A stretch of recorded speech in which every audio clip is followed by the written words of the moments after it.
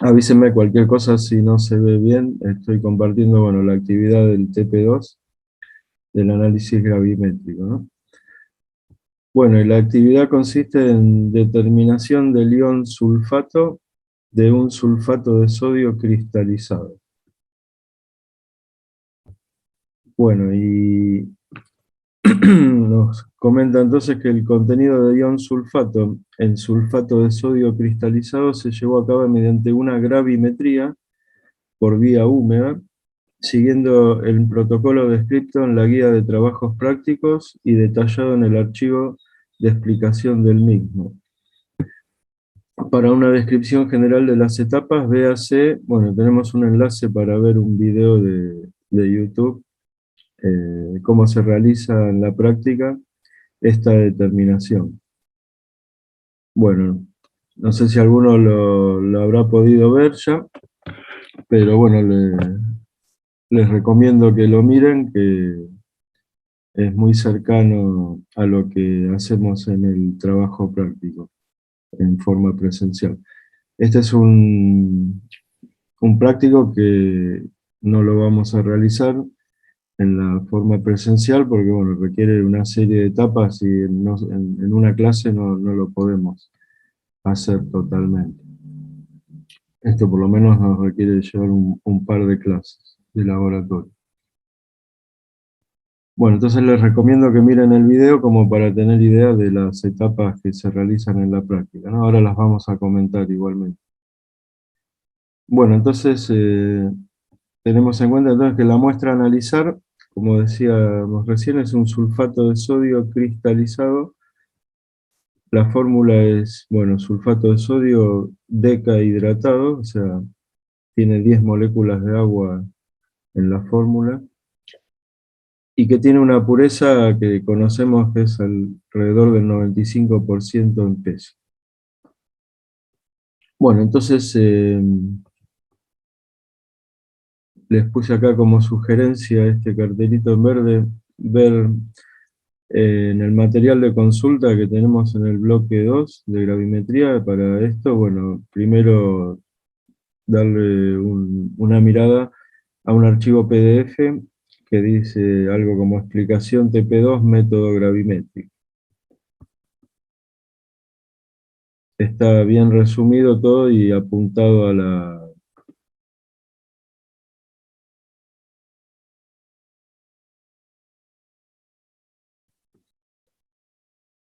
Bueno, entonces acá hay un resumen de ese PDF del método gravimétrico,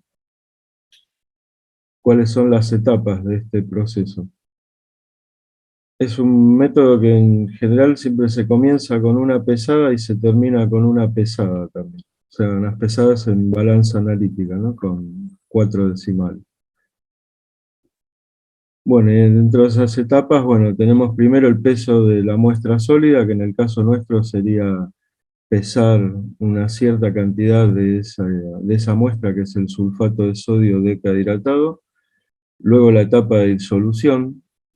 Esto por eso decimos que es un método por vía húmeda, porque se realiza en disolución acuosa. Lo que hacemos simplemente es disolver esa sal en una cierta cantidad de agua. Es una sal totalmente soluble en agua, con una solubilidad muy elevada, así que no tenemos inconvenientes en ese proceso. Luego seguiría un acondicionamiento previo a la precipitación. Acuérdense que en el método gravimétrico lo que buscamos es formar un precipitado siempre, el cual después se pueda purificar, secar, y una vez que esté bien seco, puedo a través de la pesada del mismo referirme a la sustancia original. Bien, entonces, antes de realizar la precipitación hay que realizar una etapa que se llama el acondicionamiento, que es buscar las condiciones favorables para que el precipitado tenga la mejor calidad posible. En eso decimos que sea lo más puro posible, o sea, que tenga cristales grandes para que sea fácilmente filtrable en lo posible y que retenga la menor cantidad de impurezas. Bien, entonces en este caso, el acondicionamiento ya van a ver ustedes al leer los apuntes, bueno, que se realiza ajustando el pH, vamos a recordar a ver bien las condiciones. En este caso,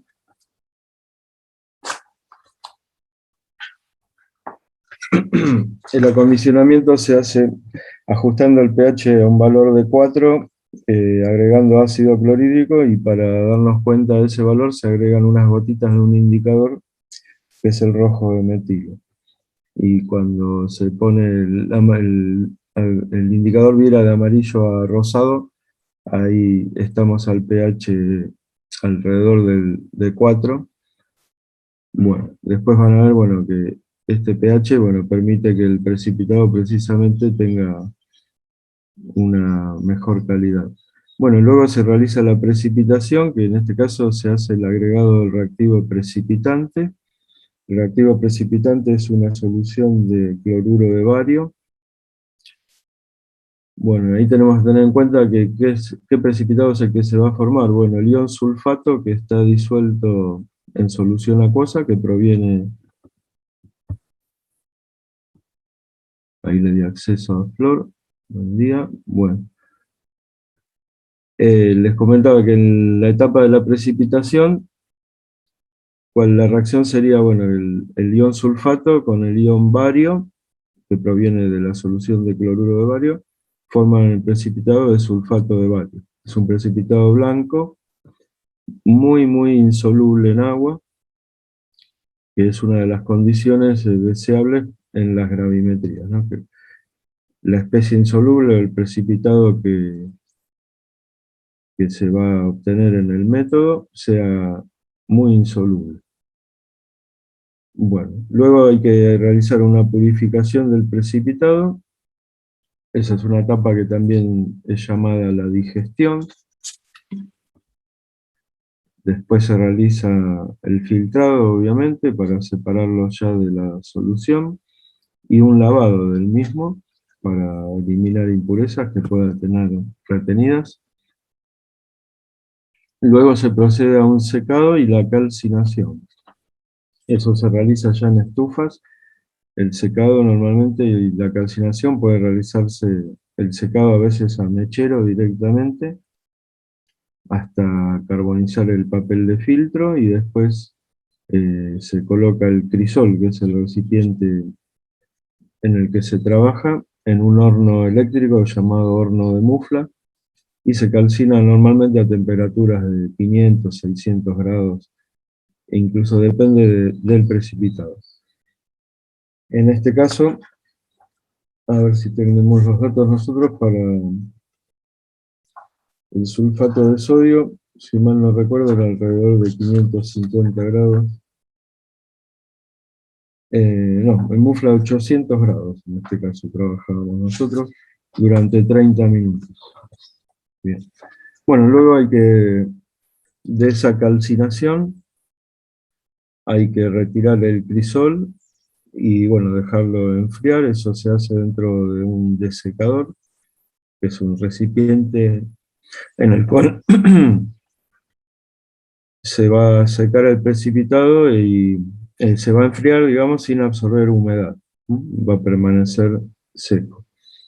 Bueno, y luego, una vez que esté terminado, que se enfrió bien y lo pueda pesar en la balanza analítica nuevamente, se pesa el precipitado, o sea, el crisol que contiene el precipitado. Luego le restamos el peso del crisol vacío, que obviamente lo vamos a conocer. Bueno, de esa manera vamos a obtener el peso del precipitado puro, y finalmente, bueno, hacemos los cálculos y informamos los resultados, ¿no?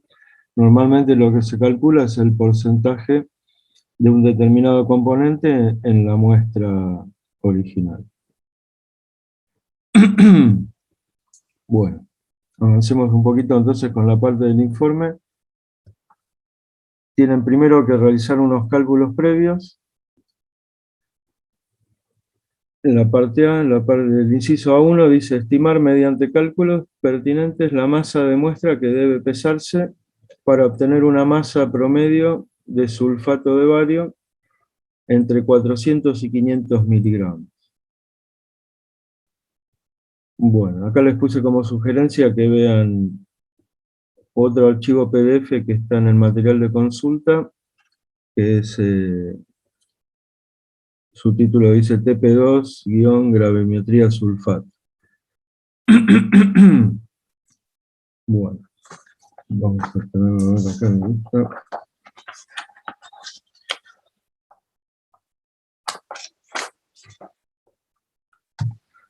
Ay, porque les da, por ejemplo, las fórmulas que se suelen utilizar en gravimetría. Nosotros con lo que tenemos que tener en cuenta, acuérdense que la muestra que es sulfato de sodio decahidratado, la convertimos en sulfato de bario. ¿Cómo hacíamos esto? Bueno, primero la disolvemos en agua y vamos a tener el ion sulfato en solución acuosa.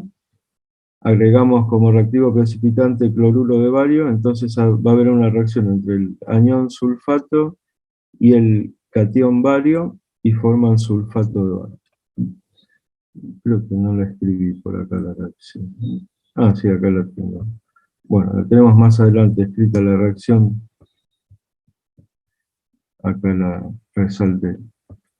Bueno, ion sulfato más ion bario, ambos en solución acuosa, forman precipitado de sulfato de bario, que dijimos que era muy insoluble. Bueno, entonces, en gravimetría, bueno, se utilizan este tipo de relaciones. Por ejemplo, la masa del sulfato de sodio decahidratado va a tener una relación con la masa del sulfato de bario que yo obtengo finalmente, que es el precipitado. Fíjense que el precipitado que yo obtengo no siempre, nunca va a ser la misma sustancia que yo tenía originalmente, o sea, pero va a haber una relación entre las dos. Entonces, esa relación se la llama el factor gravimétrico. En este caso, bueno, ¿cómo obtengo ese factor gravimétrico? Bueno, es haciendo una inspección de las fórmulas de las dos especies. Pensé que vamos a resaltarlo acá. Acá está hecho el cálculo.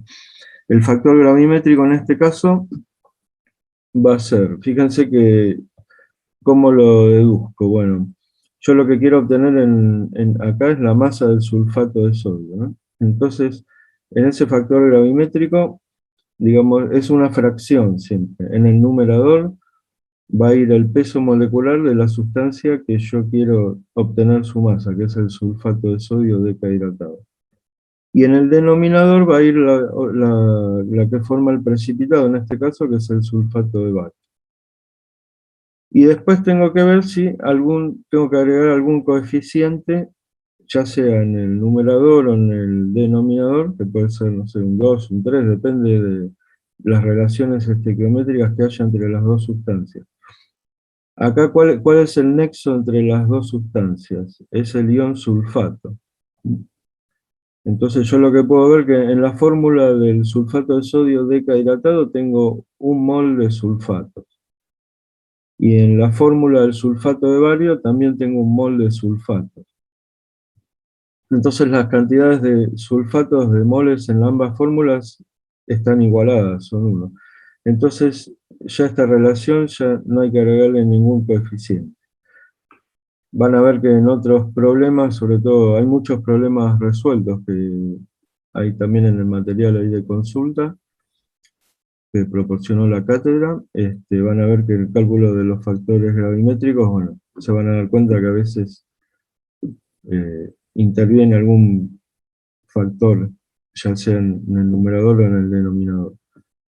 Bueno, entonces en este caso es simplemente dividir los dos pesos moleculares y obtengo, bueno, 1.3820 sería ese factor gravimétrico, con lo cual entonces la masa del sulfato de sodio decahidratado es igual a la masa del sulfato de bario que se obtiene como precipitado, ya calcinado y seco, y multiplicado por ese factor gravimétrico. Bueno, después es un simple cálculo, entonces lo que hay que hacer, lo que me pide el problema, es entonces qué masa había que pesar de la muestra, que es el sulfato de sodio decahidratado, para obtener un promedio de sulfato de bario entre 400 y 500. O sea, yo lo que hice, bueno, fue tomar primero dije, bueno, a ver, para obtener 400 miligramos de sulfato de bario precipitado, calculé la masa de sulfato de sodio. Entonces, son esos 400 miligramos por el factor gravimétrico, 552,8 miligramos. Estos serían de sulfato de sodio decahidratado. Pero bueno, después, ¿qué ocurre? Que en realidad teníamos un dato adicional que sabemos que nuestra muestra de sulfato de sodio tiene un 95% de pureza. Entonces, ¿qué ocurriría?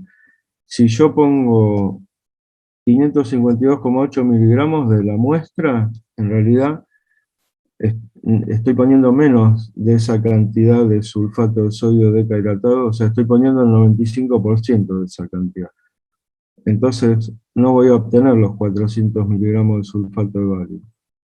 O sea, ¿se entiende? Yo tengo que hacer un cálculo ahora adicional y decir, bueno, si yo quiero, en la cantidad de muestra que yo pongo, tiene que haber 552,8 miligramos de sulfato de sodio decahidratado, entonces yo tengo que poner en realidad un poco más de esa cantidad de mi muestra, porque es impura mi muestra.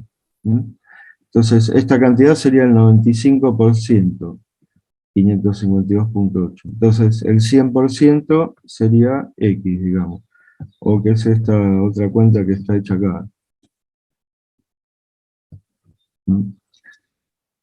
Entonces, la masa que obtengo en realidad es 581,9 miligramos de muestra. Eso es lo que yo tendría que poner de mi muestra que tiene un 95% de pureza en sulfato de sodio decahidratado.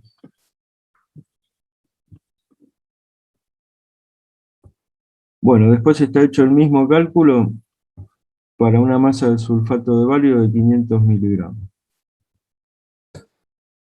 Bueno, nuevamente apliqué la misma fórmula y después nuevamente la misma cuentita teniendo en cuenta que mi muestra tiene 95% de pureza, bueno, y está resaltado acá en amarillo el resultado.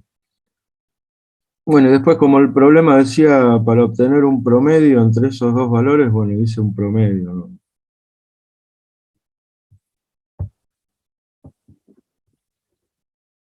Pero o sea, la idea del problema es que si yo pesara entre 581,9 miligramos y 727,4 de muestra, voy a obtener una masa de sulfato de bario que va a estar entre 400 y 500 miligramos. Esa sería la idea del problema.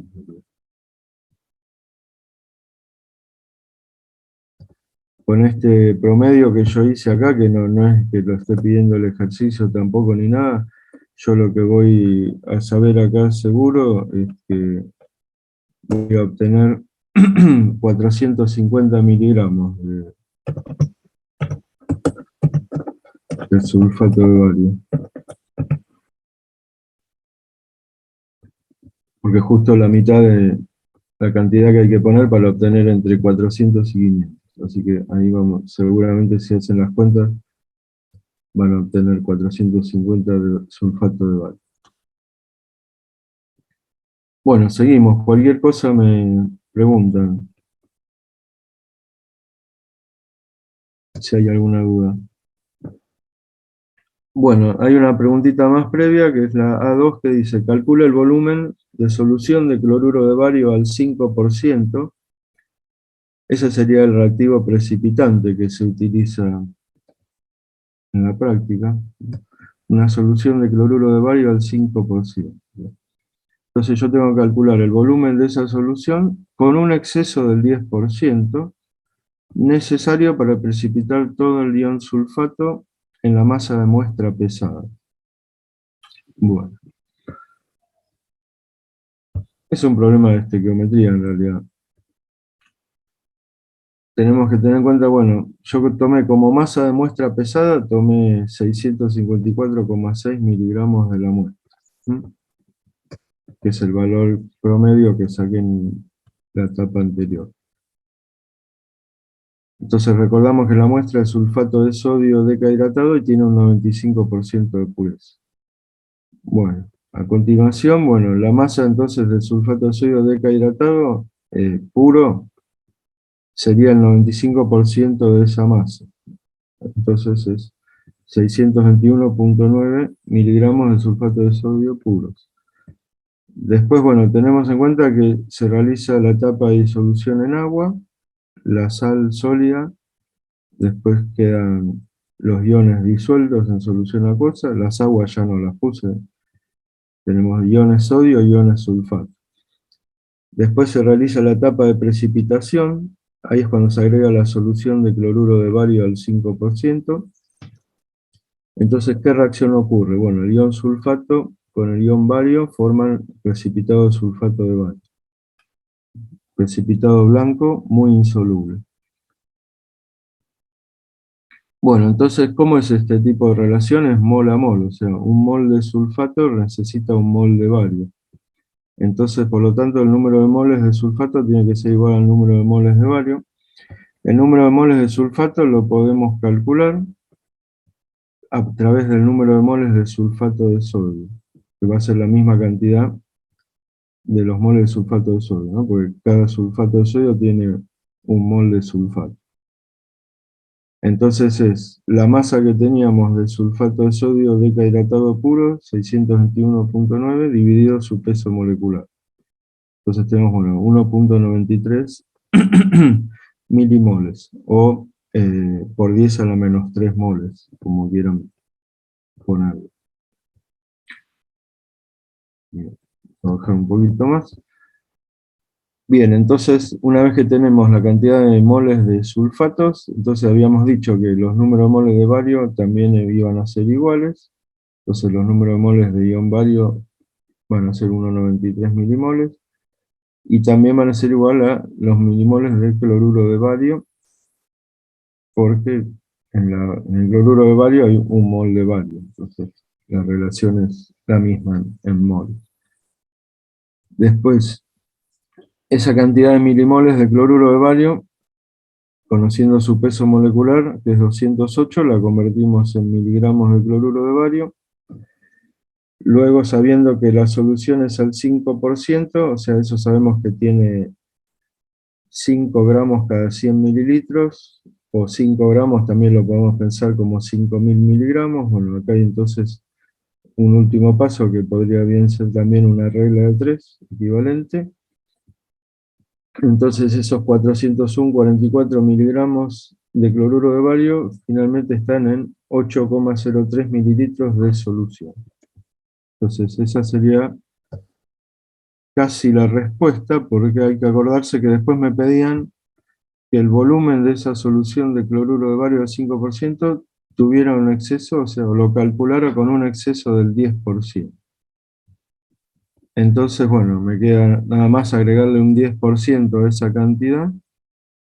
Puedo hacer una pequeña regla de 3, aumentarle un 10%, y el resultado final, entonces, bueno, está acá en verde, serían 8,83 mililitros de solución de cloruro de bario al 5%. Bueno, ahí terminamos la etapa de los números, de los cálculos previos. ¿Tienen alguna pregunta?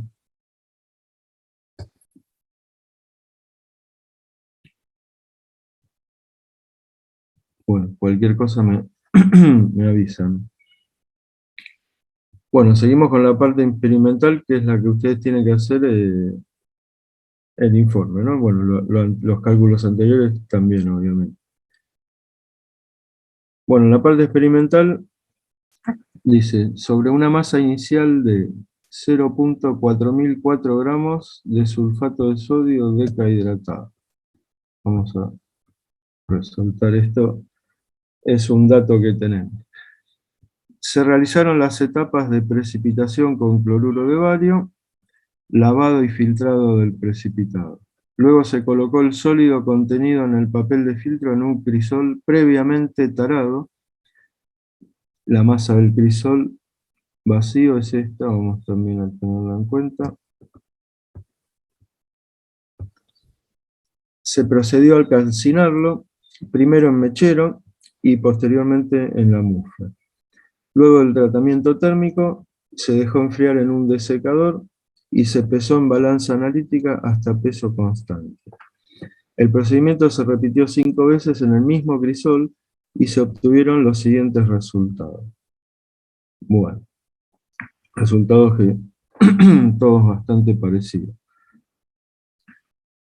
Bueno, entonces, para ubicarnos, tenemos una experiencia que se realizó 5 veces. 5 veces se pesó la misma masa de sulfato de sodio decahidrato, o sea, 0.4004 gramos. Se realizó todas las etapas de precipitación. El precipitado que se obtuvo es de sulfato de bario. Recordemos esto, ya hemos visto recién la reacción entre el anión sulfato y el catión bario. Bueno, ese precipitado entonces se procedió a calcinarlo y luego del tratamiento térmico finalmente se lo pesó. Y estos son los pesos que se obtienen, pero este peso incluye el peso del crisol vacío más lo que tiene de sólido calcinado, o sea que es sulfato de bario. Este sólido calcinado entonces es sulfato de bario.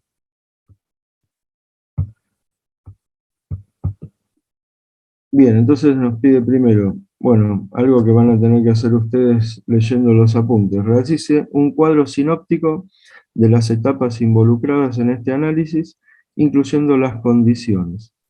Explique y justifique las condiciones en las que se llevan a cabo las etapas de precipitación, pH, temperatura y velocidad de agregado de reactivos, digestión y calcinación en mufla. O sea, bueno, todo eso lo tienen en el apunte. Les puse acá en verde nuevamente en la parte del material de consulta, que tiene una serie de diapositivas y es cortito y enseguida tienen todos los datos disponibles. Y explicación del TP2, método gravimétrico 2020, dice el archivo, pero bueno, se hizo el año pasado. Bien. Bueno, seguimos entonces con la parte 2, que es la parte de los cálculos.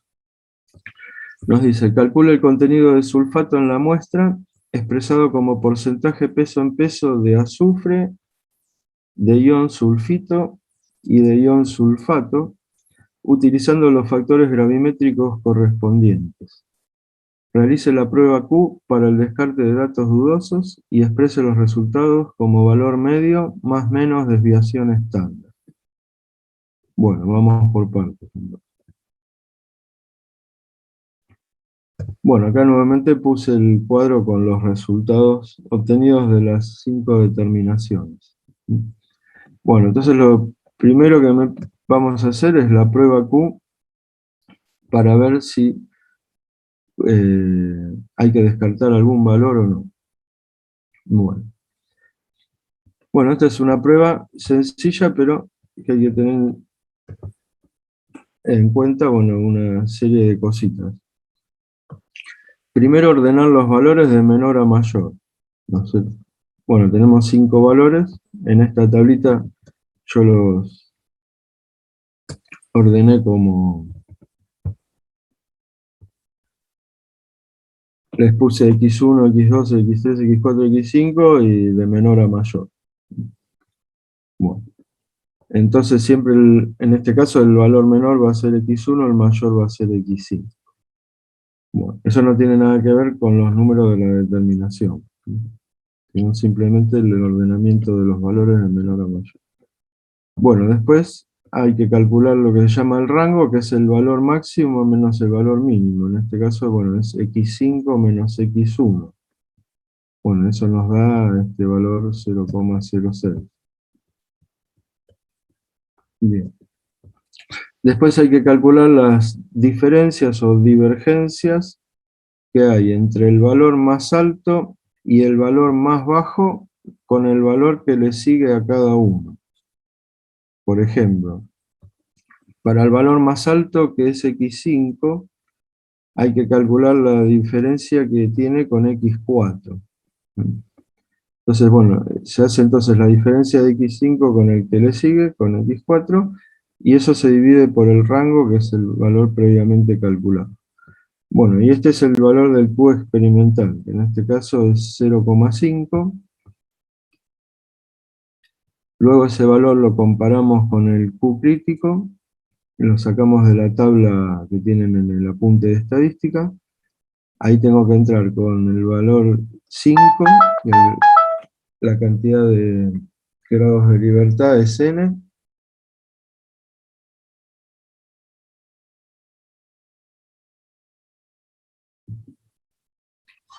y en este caso, bueno, y la única tabla que tenemos para de del valor de Q crítico es para una probabilidad del 95%, así que este es el valor de probabilidad. Bueno, en este caso el valor de Q crítico es 0,717, entonces como el valor experimental es menor que el Q crítico, entonces el valor x5, que es el que nosotros analizamos, es aceptado. Bueno, y después tenemos que hacer lo mismo para el valor más bajo, que es x1. Hay que comparar la diferencia que tiene con x2. Acá directamente yo el cálculo, bueno, lo hice, pero me va a dar 0 la diferencia dividido el rango, obviamente. Acá está hecho para el valor más bajo. Entonces el Q experimental va a ser la diferencia entre x2 y x1 dividido el rango, eso me da 0. Comparamos nuevamente con el Q crítico, que es igual que antes 0,717, como Q experimental menor que Q crítico, el valor x1 es aceptado. Entonces, por lo tanto, ningún valor se descarta. Hay que tener en cuenta, por ejemplo, que si el valor, la prueba Q por lo general la hacemos siempre una vez sola con los extremos. Supónganse que el valor x5 se hubiera descartado, entonces me iba a quedar una serie de valores de x1 a x4, ¿no es cierto? Entonces no se vuelve a hacer de nuevo otra vez la diferencia entre x4 y x3 y dividido un nuevo rango. O sea, por lo general siempre la aplicamos una vez sola con los extremos de la serie de datos original y nada más. Así que bueno. Igualmente, bueno, en este caso ya sabemos que ningún valor se descarta, así que sí o sí termina acá el cálculo de la prueba Q. Bueno, entonces trabajamos con los 5 valores. Entonces vamos a hacer la parte que faltaba ahora, que es expresar los resultados como el valor medio más menos la desviación estándar. Entonces primero en esta tabla, yo lo que hice fue lo siguiente, agregar un par de datos más. Acá tenemos, bueno, las 5 determinaciones, lo que pesaba el crisol más el sólido calcinado, que es el sulfato de bario, el dato que teníamos de la masa del crisol vacío, que obviamente siempre es el mismo, y por diferencia entre los dos valores, o sea, a esta masa de crisol más sólido calcinado le restamos la del crisol, obtenemos la masa del sólido calcinado, que es sulfato de bario. Esto vamos a aclarar que es sulfato de bario.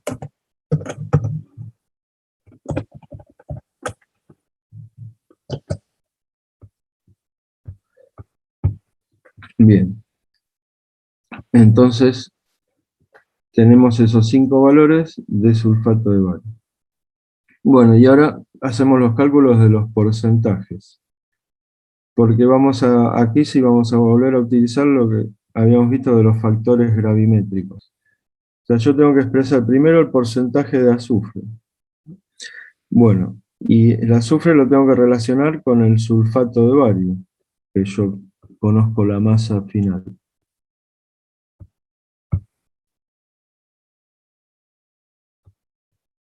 Acá me preguntaron si se unen al mismo, sí. Seguimos.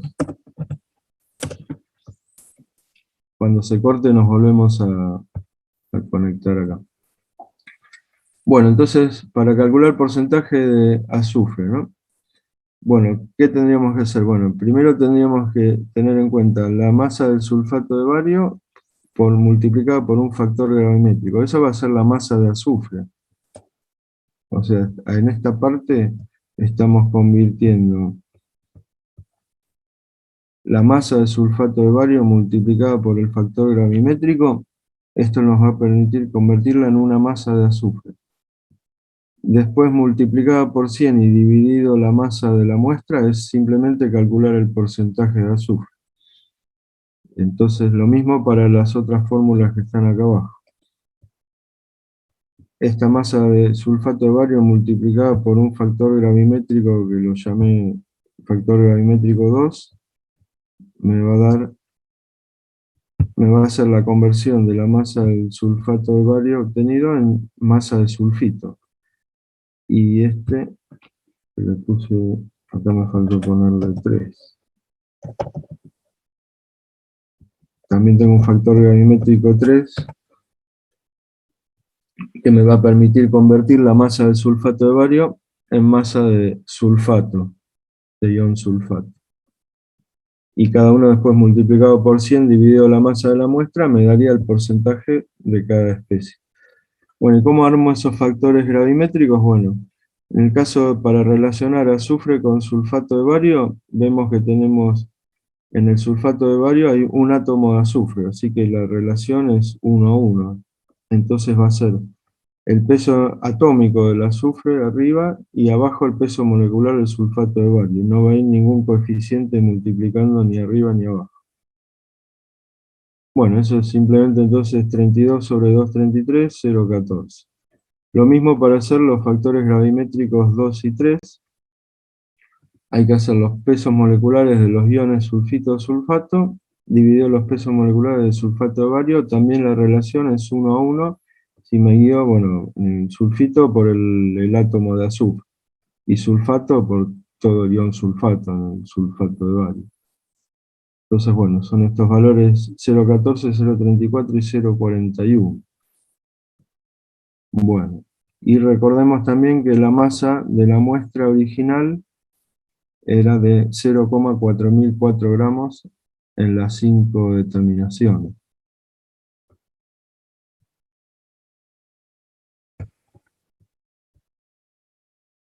Bueno, entonces, acá en este cuadro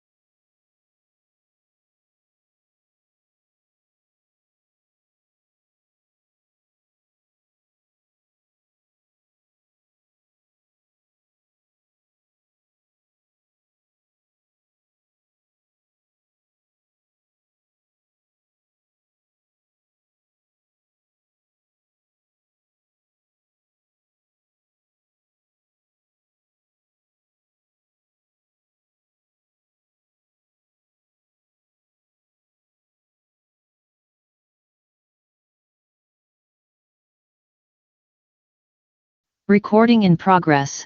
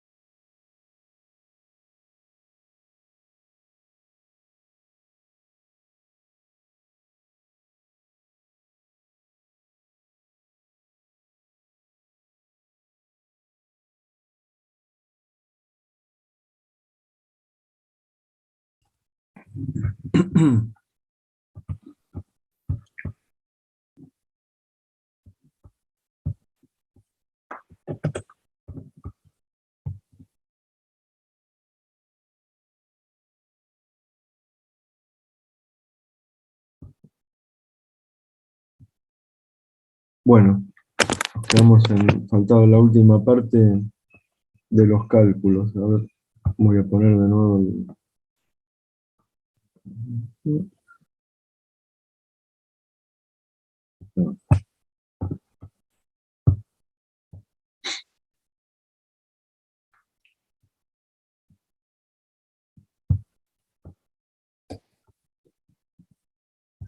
Bueno, entonces después en este cuadrito puse en resumen los resultados de los porcentajes de azufre, de sulfito y de sulfato. Entonces, bueno, en cada determinación, bueno, teníamos una masa de sulfato de bario. Después esa masa de sulfato de bario, por medio de los factores gravimétricos, la podíamos referir a masa de azufre, de sulfito o de sulfato, armando esos factores gravimétricos de acuerdo a las fórmulas moleculares de cada especie.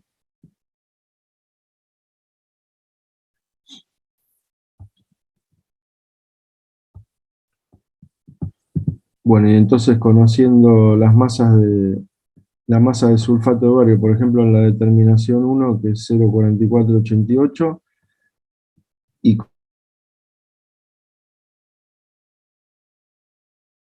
bueno, puedo hacer esas tres cuentas y obtengo, bueno, estos tres valores, por ejemplo,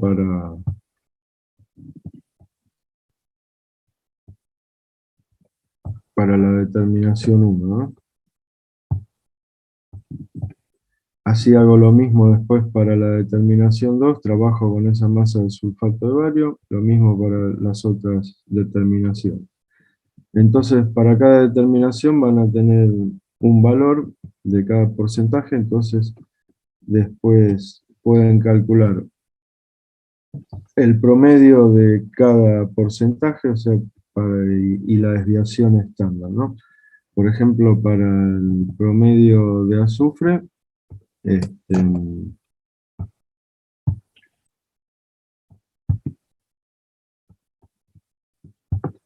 para el promedio de azufre trabajan con estos 5 valores.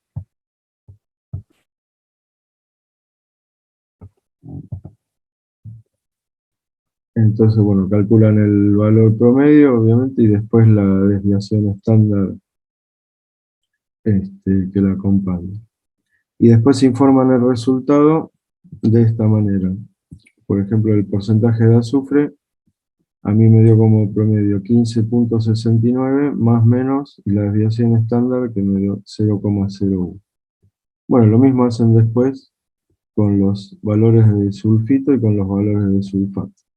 Calculan el promedio y la desviación estándar y lo expresan de esa manera.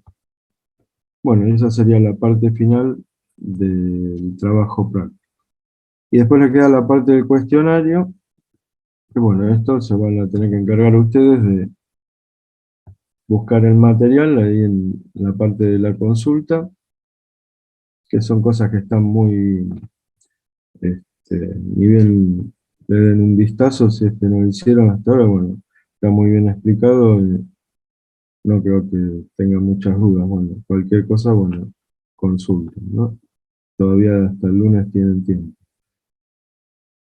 Por ejemplo, ¿cuáles son los pasos a seguir comúnmente en el análisis gravimétrico? Que son, hemos puesto un cuadrito que había una serie de etapas. Normalmente se comienza con una pesada y se termina también con una pesada, ¿no? Después va a haber una serie de pasos como la disolución de la muestra, el acondicionamiento previo a la precipitación, después la etapa de precipitación, luego la parte que se llama digestión, que es la parte en la que se hace, digamos, entre comillas, un envejecimiento del precipitado. O sea, normalmente se calienta la solución hasta una temperatura cercana a la ebullición, y es un proceso que facilita que las partículas del precipitado se purifiquen. O sea, las partículas que, digamos, no tienen muy buena formación, se van a disolver y van a crecer, las que son más grandes van a crecer. Entonces, en esa etapa llamada digestión, que se realiza en caliente y sin agitar, ya van a ver los motivos en la explicación, eh, uno logra que las partículas del precipitado se purifiquen. Ahí les pregunta por eso, ¿qué es la digestión de un precipitado y por qué es necesario efectuarla? Después la pregunta C, ¿cuáles son las condiciones óptimas para la precipitación que permitan obtener un precipitado puro y filtrable? O sea, un precipitado que tenga cristales grandes, en una palabra. O sea, si tiene cristales grandes y bien formados, no va a tener poca superficie para retener impurezas. Y además va a ser fácilmente filtrable porque no va a tapar los poros del papel de filtro. En cambio, cuando el precipitado tiene partículas muy chiquitas, enseguida se tapa el papel de filtro y después la etapa de filtración puede llevar muchísimo tiempo. Después dice, ¿por qué es necesario lavar los precipitados que se filtran? Bueno, obviamente para eliminar impurezas que los acompañan, o sea, superficialmente. Hay que ver cómo se hacen esos lavados también, para tratar de que no se disuelva el precipitado, obviamente. Después, ¿cuáles son las principales fuentes de error en un método gravimétrico? Bueno, todo un montón de cosas que van a poder contestar leyendo el material de consulta. Después tienen que hacer por último un cuadro comparativo para la gravimetría de precipitados cristalinos y coloidales, sobre los siguientes aspectos. Dice. La precipitación, o sea, cuáles son las condiciones óptimas, luego la etapa de digestión, la parte de la filtración y el lavado de los precipitados, el secado y la calcinación. Bueno, eso también tienen suficiente material en el apunte. Nosotros el caso que hemos visto de este TP, la precipitación del ion sulfato como sulfato de bario, el precipitado sulfato de bario es del tipo cristalino. Después hay otros precipitados que son del tipo coloidal, que retienen mucha agua, que son de tipo medio gelatinosos, y son todavía más difíciles de filtrar. Por ejemplo, normalmente puede ser hidróxido de hierro, hidróxido de aluminio. Esos son precipitados de tipo coloidal, normalmente más difíciles de separar. Bueno, hasta acá entonces estamos con la actividad que tienen que entregar el próximo lunes. ¿Tienen alguna consulta de lo que vimos? ¿Por ahí algo que no quedó claro?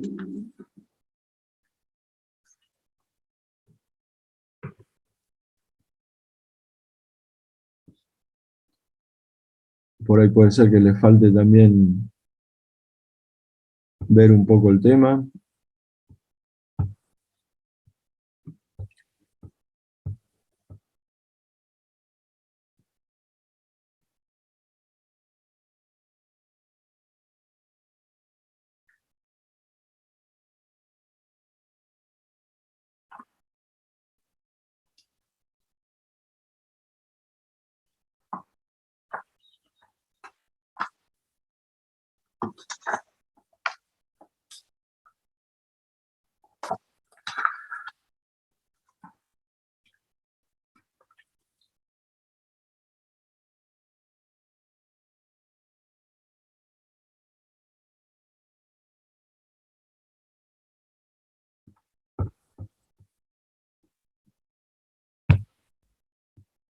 A ver, Flor.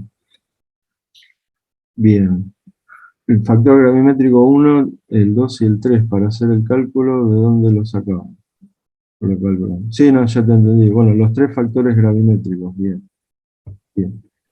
Bueno, ahí, déjame volver a poner la explicación.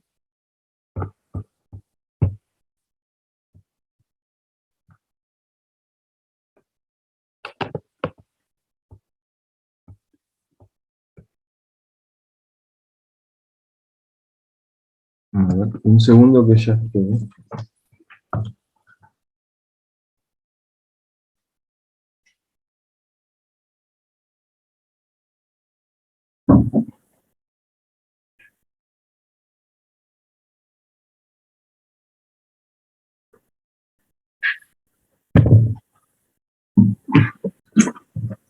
Bien, vamos de nuevo a las formulitas acá. Voy a resolver. Vamos a mirar, por ejemplo, yo quiero calcular el porcentaje me piden porcentaje de azufre, porcentaje de ion sulfita y porcentaje de ion sulfato.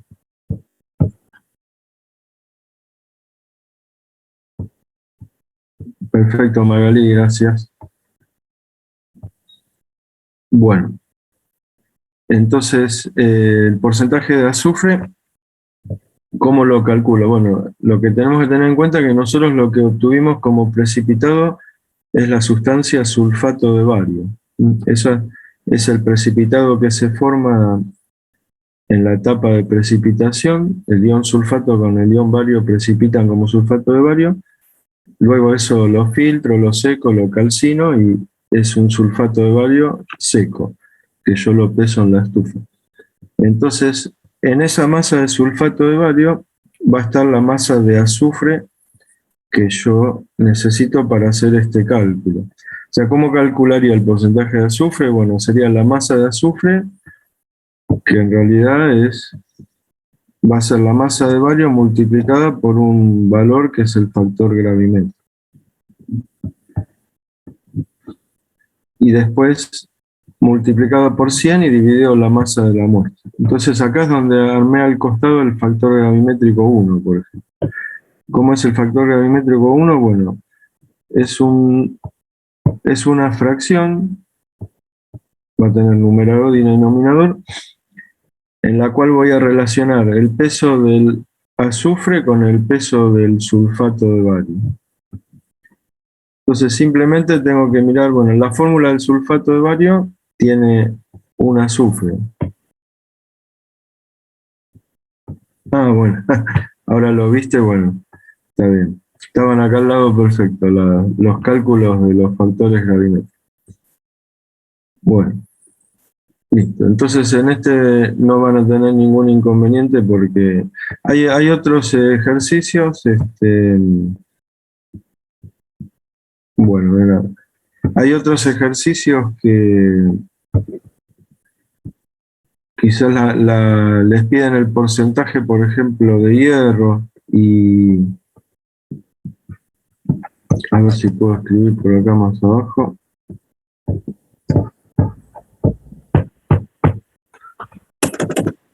No se supone que es un ejercicio que les pide el porcentaje de hierro, ¿no?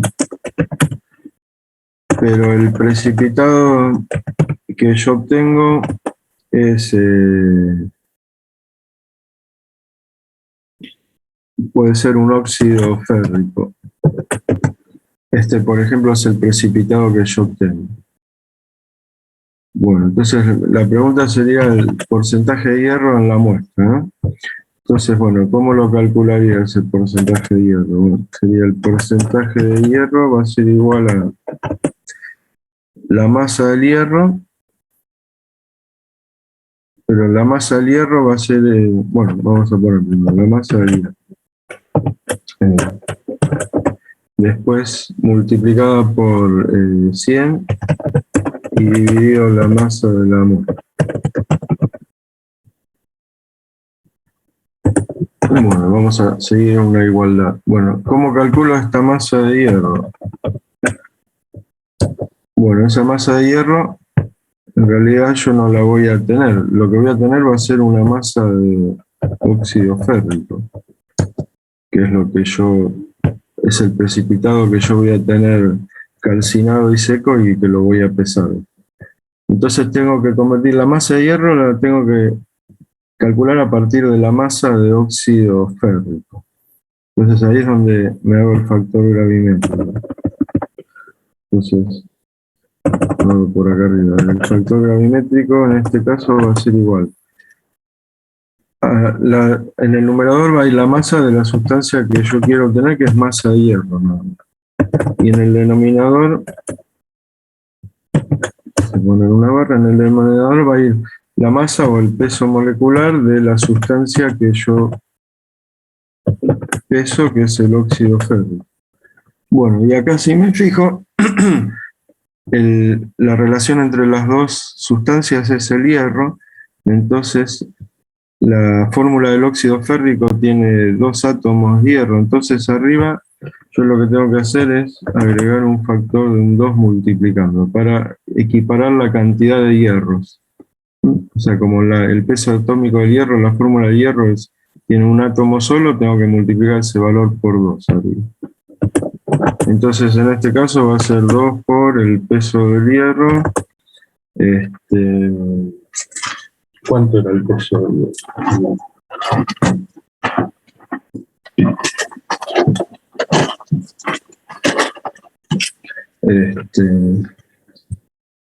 Vamos a buscar.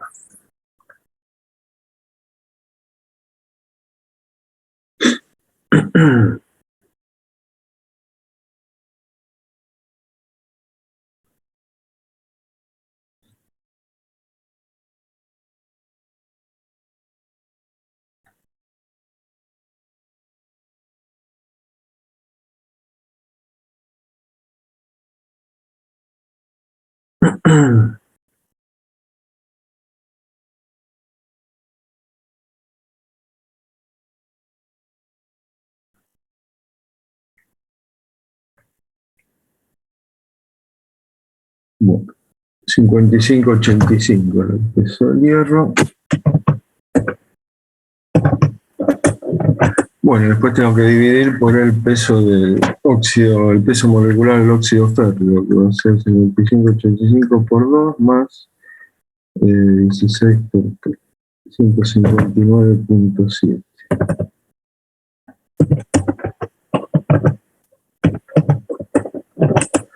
Bueno, y ahí obtendría un factor gravimétrico para tener el contenido de hierro presente en un precipitado que es de óxido férrico, 0,70.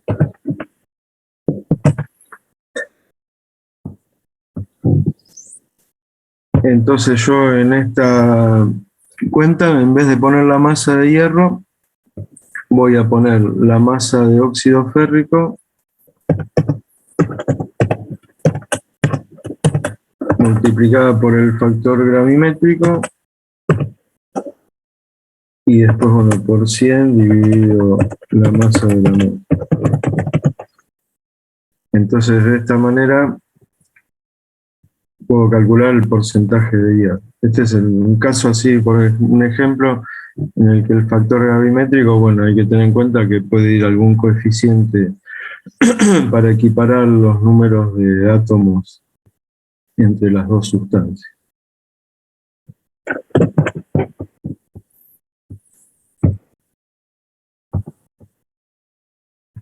Bueno, después otra cosa que tienen,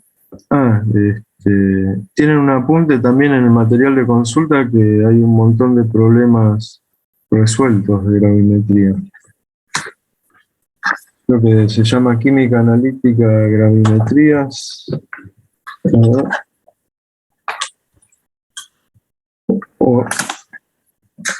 A ver si, no estoy seguro si es el mismo seminario resuelto.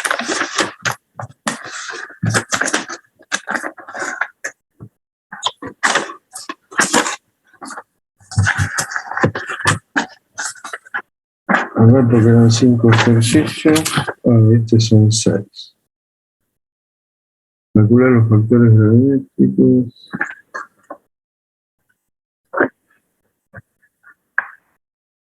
No, son otros problemas adicionales. A ver, una relación contiene cobre, plomo. No, no, no, son unos problemas adicionales a,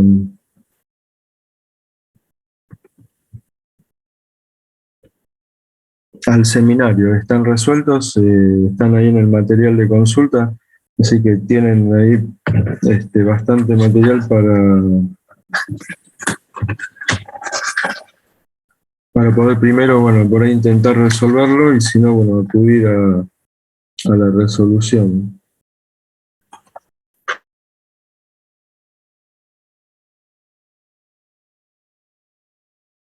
Se resuelven planteando sistemas de ecuaciones.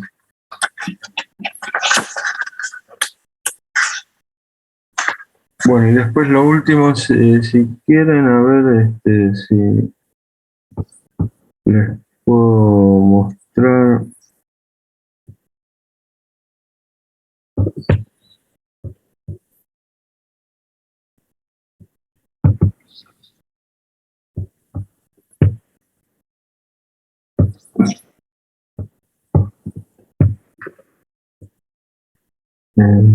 Sí.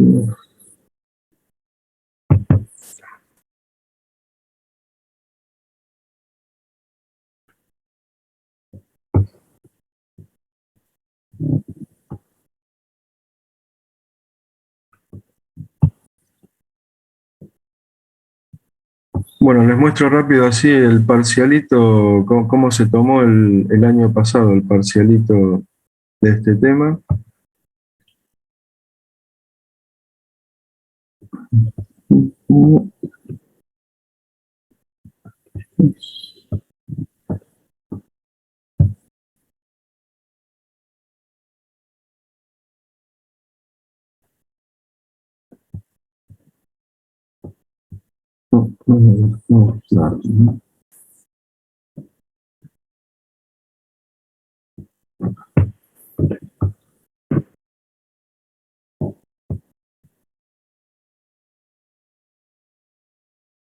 Bueno, acá tenemos más o menos lo que se tomó el año pasado.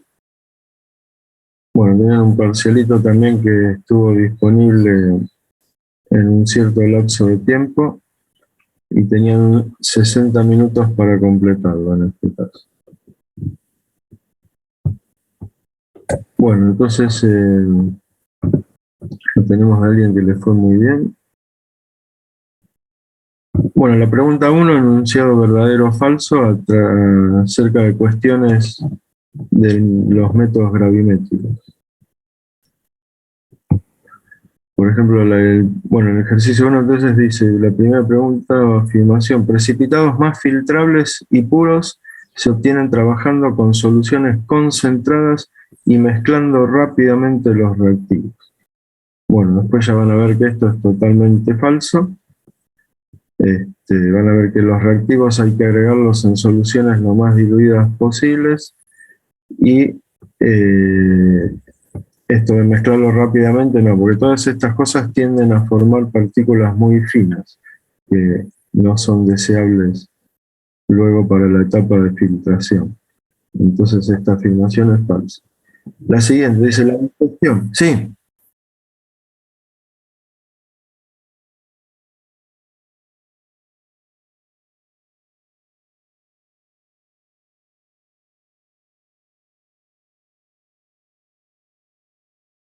Sí, sí, también. Sí, sí, también podemos agregar eso. ¿Sí? Pero la parte que te dice mezclando rápidamente los reactivos, por ejemplo, sería, no sé, por ejemplo, poniendo rápidamente, no sé, suponete que precipitamos sulfato con bario, ¿no? Como en el caso del TP. Ponemos, como agregamos de golpe la cantidad de cloruro de bario necesaria, en vez de agregarla así de a gotitas y esperar un poco, agregamos todo de golpe, de un saque, bueno, la cantidad necesaria, también podemos hacer eso rápidamente, pero vamos a obtener un precipitado así que van a predominar lo que se llama la formación de núcleos y lo que se llama el crecimiento va a ser prácticamente nulo, o sea, Ahí son dos cosas que van a ver después en la explicación, que los precipitados comienzan con lo que se llama una etapa de nucleación, que se empiezan a formar pequeños núcleos insolubles, o sea que se van juntando moléculas del precipitado y chiquitas y ya tienen, digamos, pasan a ser una fase sólida y después esos núcleos tienen que ir creciendo, o sea, lo más posible. Entonces, son dos cuestiones que se llaman como nucleación y crecimiento. Entonces, si uno mezcla rápidamente los reactivos, va a favorecer la nucleación, pero no el crecimiento. Entonces, en definitiva, va a llevar a partículas muy finitas. Y después lo que decís vos también, después que esto lleva un tiempo de lo que se llama la digestión o la maduración del precipitado, eso hay que hacerlo en reposo y en caliente. A ver, con la segunda afirmación que te dice, a ver, la digestión por acción de la temperatura es un proceso que se realiza para reducir el tamaño de los cristales. Bueno, no, eso es falso. O sea, lo que queremos siempre es aumentar el tamaño de los cristales. Tercera afirmación, en gravimetría de precipitación, los precipitados de naturaleza coloidal son más deseables que los cristalinos. Un precipitado de naturaleza coloidal es como un gel, siempre va a ser más difícil de filtrar que uno cristalino. Entonces esto es falso. Siempre lo que se desea, lo más deseable es que los precipitados sean cristalinos. En algunos métodos se trabaja con precipitados coloidales, pero es lo que se prefiere siempre son los cristalinos. Bueno, y por último, la nucleación, que les decía recién hace un rato, comentaba, es un proceso por el cual un número mínimo de átomos, iones o moléculas se juntan para formar un sólido estable.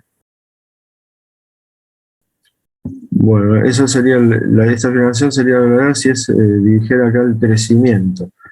O sea, porque tenemos dos etapas. La nucleación es formar un número mínimo de átomos, está bien, pero no es algo estable. Eso necesita, para ser estable, necesita crecer después. Entonces, únicamente cuando crece y toma un tamaño ya más considerable, es una partícula ya estable. Entonces, esto sería falso.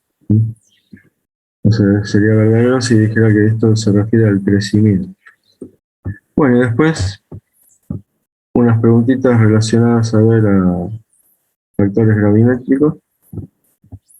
Ejercicio 2 dice, calcula el factor gravimétrico para la conversión de óxido ferroso en las siguientes especies, ¿no? En hierro, en óxido férrico y en carbonato ferroso. Y me dan los pesos moleculares. Bueno, entonces acá es donde tengo que tener en cuenta lo que decíamos hace un ratito de la parte de las estequiometrías, ¿no? A ver si tengo lugar acá para escribir. Vamos a convertir, por ejemplo, óxido ferroso. Un factor gravimétrico para convertir óxido ferroso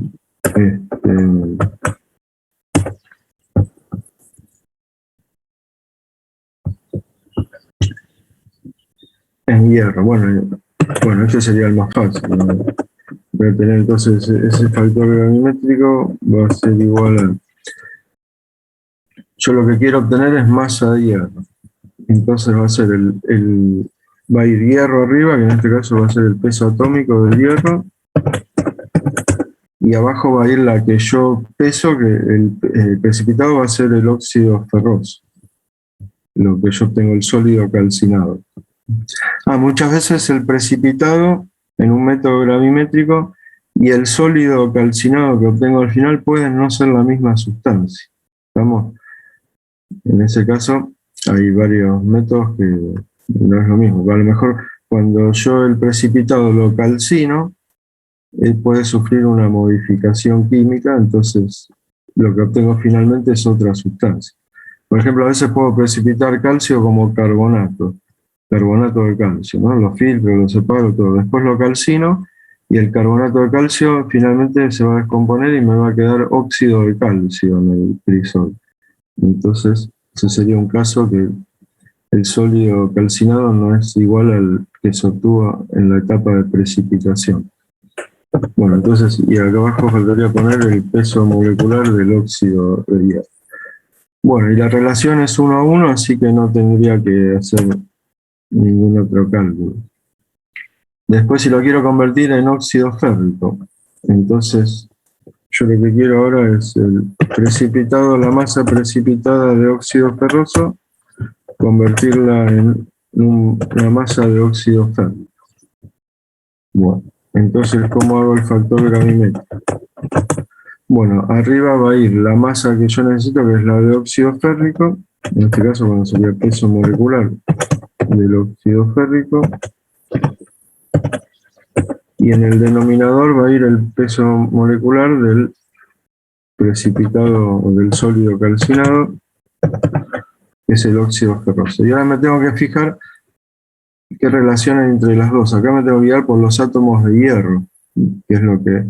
Los átomos de oxígeno se incorporan o no, depende de la calcinación, se podrían perder, pero los átomos de hierro van a ser los mismos. Entonces, como la fórmula del óxido férrico del numerador tiene 2 hierros, y abajo la del óxido ferroso tiene un hierro solo, entonces la parte de abajo la tengo que multiplicar por 2. Entonces, bueno, esto sería el peso molecular del óxido férrico, que me lo daban como dato, 159,69, dividido, y abajo iría 2 por la del óxido ferroso, 74,84. Bueno, y ahí iría el resultado, ¿no? 159,69 dividido 2 por... Bueno, 1,07. Ese sería el factor gravimétrico que tenía que responder.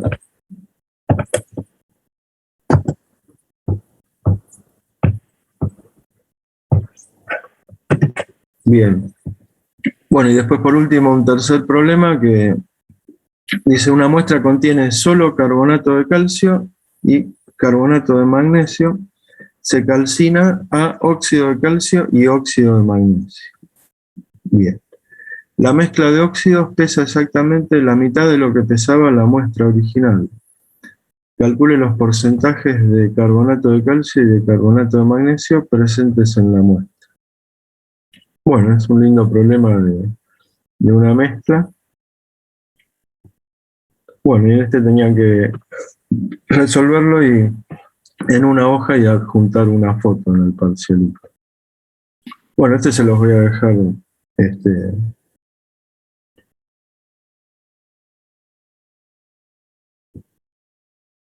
Pueden hacer si quieren, o sea, se puede hacer sin números, o sea, sin datos, como está, o suponer datos también, si ustedes quieren, y les resulta más fácil.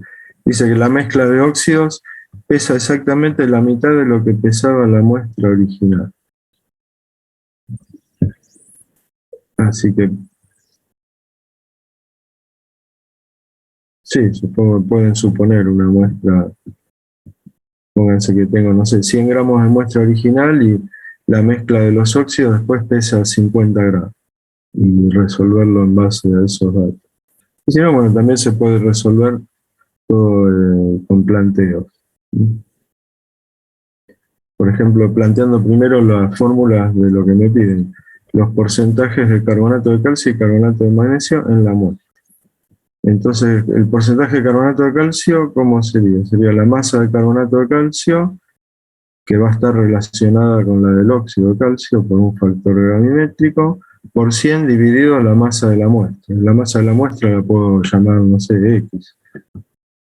Y bueno, y el porcentaje de carbonato de magnesio sería similar, sería la masa de carbonato de magnesio, que va a ser equivalente a la masa de óxido de magnesio multiplicada por un factor gravimétrico que convierta óxido de magnesio en carbonato de magnesio, y después por 100 dividido la masa de la muestra, que la llamo X. Y después, bueno, sé que sé que las dos masas de carbonato de calcio más la de carbonato de magnesio es igual a X también, por otro lado, y bueno, puedo trabajar también tipo con un sistema de ecuaciones hasta llegar a resolver las dos incógnitas. Bueno,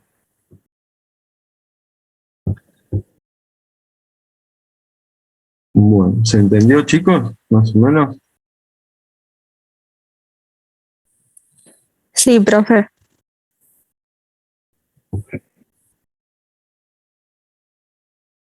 Bueno, después no sé, creo que está bien. Entonces, si no tienen ninguna consulta, bueno, esto es más o menos todo lo que tienen que tener para hacer esta actividad y entregarla el lunes. Y más o menos también